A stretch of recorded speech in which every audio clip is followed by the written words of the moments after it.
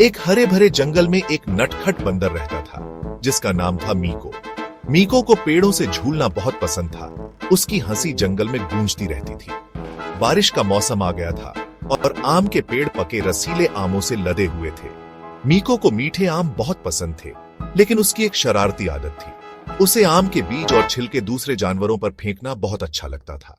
दूसरे जानवरों को यह बहुत परेशान करता था, लेकिन मीको को कोई फर्क नहीं पड़ता था। वह अपनी शरारतें करता रहता था और खुद ही हंसता रहता था। एक दोपहर मीको ने देखा कि एक राजसी हाथी बाबा आम के बगीचे के पास टहल रहा है। बाबा अपने शांत स्वभाव और ज्ञान के लिए जाने जाते थे। मीको, जो उस दिन विशेष रूप से शरारती महसूस कर रहा था, ने बाबा को अपने आम के मिसाइलों से निशाना बनाने का फैसला किया। मीको ने एक पका हुआ आम पेड़ से तोड़ा, बाबा पर निशाना लगाया और उसे अपनी पूरी ताकत से फेंक दिया। आम बाबा के सिर पर धप्प से लगा। बाबा अचानक हुए हमले से चौंक गए और रुक गए। उन्होंने अपना विशाल सिर मीको की ओर घुमाया।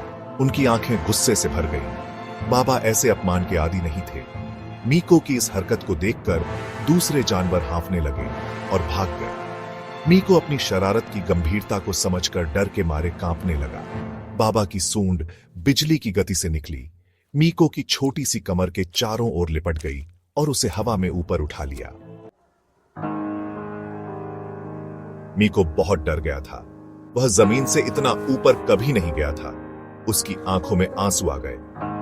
मुझे माफ करना बाबा, मुझे माफ करना। वह रोया, उसकी आवाज कांप रही थी। मैं बस एक मूर्खतापूर्ण खेल खेल रहा था, कृपया मुझे माफ कर दो।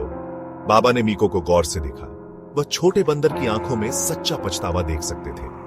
बाबा, जो अपने दयालु हृदय के लिए जाने जाते थे, ने उसे एक और मौका देने का फैसला किया। धीरे धीरे बाबा ने अपनी सूंड नीचे की और मीको को वापस पेड़ की डाल पर रख दिया।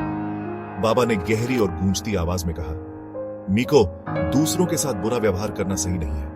हमें जंगल में सभी के साथ हमेशा दयालु और विचारशील होना चाहिए। मीको ने जोर से सिर हिलाया। उसका दिल अभी भी तेजी से धड़क रहा था। उसने उस दिन एक बहुमूल्य सबक सीखा था। उस क्षण से मीको ने सभी के साथ सम्मान से पेश आने का संकल्प लिया। उसने महसूस किया कि असली खुशी दोस्त बनाने से मिलती है, न कि शरारतें करने से। मीको की सच्चाई देखकर बाबा धीरे से मुस्कुराए। उन्होंने अपनी सूंड मीको की ओर बढ़ाई और छोटे बंदर ने कृतज्ञतापूर्वक उसे पकड़ लिया और इस तरह शरारती बंदर और बुद्धिमान हाथी सबसे अनोखे दोस्त बन गए। वे जंगल में एक साथ घूमते, कहानियां और हंसी साझा करते हुए अपने दिन बिताते थे। मीको ने बाबा से बहुमूल्य सबक सीखे और बाबा ने बदले में मीको की चंचल संगति में खुशी पाई। उनकी दोस्ती क्षमा और समझ की शक्ति का प्रमाण बन गई।